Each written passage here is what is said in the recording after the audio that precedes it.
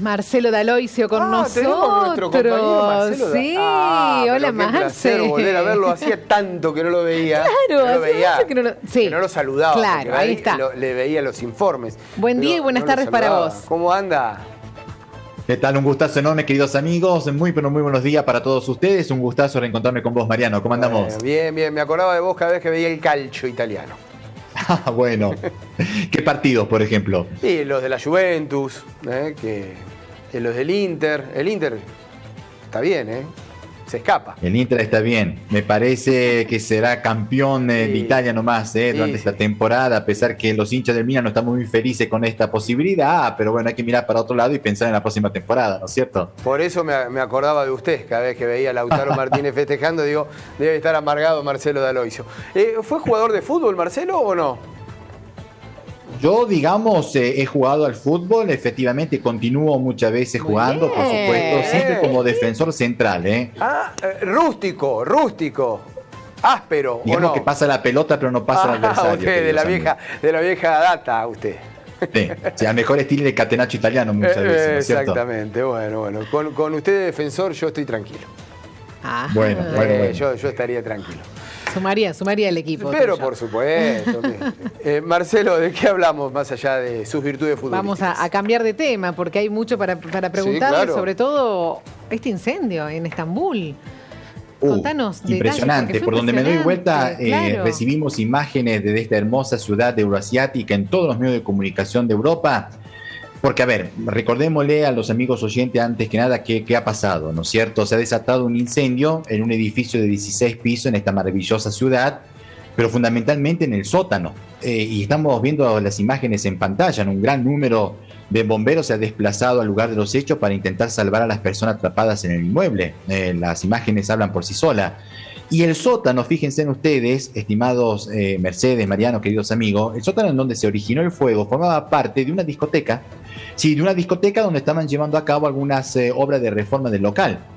¿Y cuáles son las novedades que tenemos de último momento? Que esas obras de reforma, ¿no es cierto?, de la discoteca, no contaban con licencia de la municipalidad. Y después lloramos los muertos, 29 muertos hasta ahora, 3 heridos graves hospitalizados en estos momentos en un hospital de Estambul. Y yo lo escuchaba recién antes de salir al aire con usted al intendente de esta hermosa ciudad y él declaraba que no consta solicitud alguna para hacer reforma en el interior del local. Y él explicaba que se trata de un sótano, vemos las imágenes del edificio, de 2 plantas bajo tierra, por lo que no se ve de afuera. O sea, digamos, nos hizo entender que en definitiva era una intervención clandestina la que se estaba haciendo.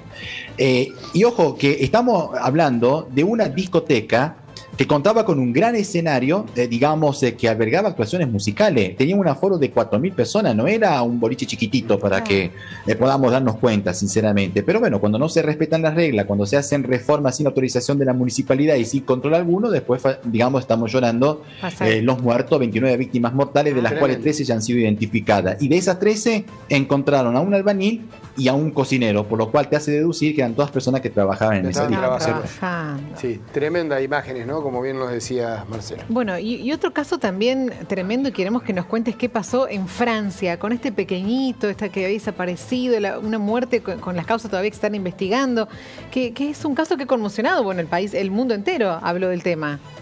Totalmente, este nenito se llamaba Emil, tenía 2 años y medio, había desaparecido a mediados del 2023, claro. Todo el mundo salió a buscarlo, inclusive el presidente Macron hablaba de este chiquito. Vivía en ese pueblito con 25 habitantes, fíjense en ustedes, el pueblo montañoso, lleno de bosque, de pino, de todos lados, ¿no es cierto? Y bueno, recordábamos la vez pasada en el aire que habían encontrado algunos restos óseos de este nenito, ¿no? Bueno, ¿qué novedades tenemos a esta hora del día? Estuvo hablando el fiscal que se ocupa de este misterioso caso, y él declaraba que ninguna hipótesis puede favorecerse sobre las otras, ¿no? Se detalló que el cráneo chiquitito de este pequeño presentaba restos de mordisco, con pequeñas fracturas, con pequeñas fisuras post-mortem, ¿no es cierto? En cambio, no se ha observado ningún trauma antes de su muerte. Sin embargo, el fiscal admitía que los huesitos del nene han estado expuestos un largo tiempo, a la intemperie, a los cambios de temperatura, por lo que no permiten hoy en día precisar la causa del fallecimiento. Los restos óseos en estos momentos están siendo analizados en un laboratorio Esperemos que se sepa la verdad, cuál fue la causa del fallecimiento, si sirve para algo, para la tranquilidad de las familias. Pero bueno, realmente toda Europa está hablando de estas últimas novedades, las declaraciones del fiscal desde chiquito, que repetimos, desapareció el año pasado cuando estaba jugando solito en una de esas callezuelas de ese pueblito chiquitito, claro. Y se ve que se alejó, digamos, así como, sí, como un chico travieso, jugando, como cualquier nene, claro, hace, claro, cuando se pone a jugar, pero claro, se teme también que haya podido ser quizás asesinado y abandonado su cuerpo en ese lugar, ¿no es cierto? Lo que sí el fiscal dijo que encontraron ropita de él a 150 metros respecto a donde encontraron los restos óseos de este nene. Así que esperemos que se sepa la verdad y que tengamos más noticias al respecto, ¿no es cierto? Sí, ojalá que se esclarezca esta situación. Vamos a Portugal. ¿El debate del servicio militar obligatorio allí? ¿Quieren que vuelva? Sí, gran parte de Europa, y ustedes lo saben muy bien, el servicio militar es voluntario, es profesional. Sí. Los soldados son empleados públicos y cobran su sueldo, evidentemente, como pasa en Argentina, por otro lado, ¿no es cierto? Pero claro, ahora en Portugal se vuelve a hacer referencia a la posibilidad de que vuelva a reintroducirse el sistema obligatorio, el servicio, digamos, obligatorio, ¿no? ¿Por qué? ¿Por qué se desató antes que nada el debate? Porque comenzaron a hablar algunos militares en algunos medios de prensa y salieron diciendo que sería necesario que se discuta a nivel político, obviamente, esta opción, esta posibilidad. El servicio militar fue obligatorio hasta el año 2004, después pasó a ser profesional. Pero algunos militares quieren que vuelva a ser obligatorio por todo lo que está pasando acá en Europa. Tenemos una guerra a la vuelta de la esquina en Ucrania y se necesita, digamos, más soldados a disposición para defender eventualmente la patria. Por supuesto, hay muchas polémicas al respecto por dos razones. Primero, porque no es común que los militares en Portugal y en Europa hablen, otorguen, digamos, entrevista y le estén diciendo a la clase dirigente lo que tienen que hacer, por un lado. Y segundo, ¿no es cierto?, porque en estos momentos, hace pocas horas, ha comenzado sus funciones el nuevo gobierno portugués, que es de centro derecha, fíjense en ustedes, ¿no?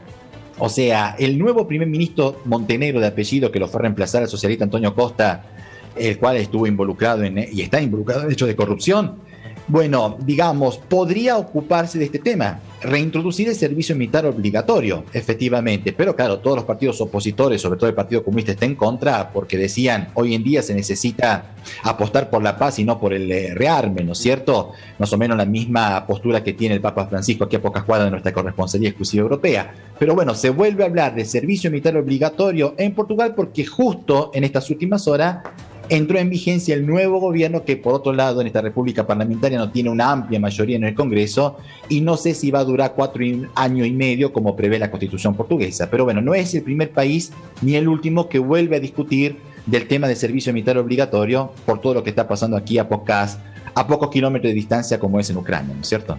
Marcelo, muchísimas gracias por el contacto, como siempre. Un abrazo. Otro grandote, gracias a ustedes, un placer, un abrazo grande.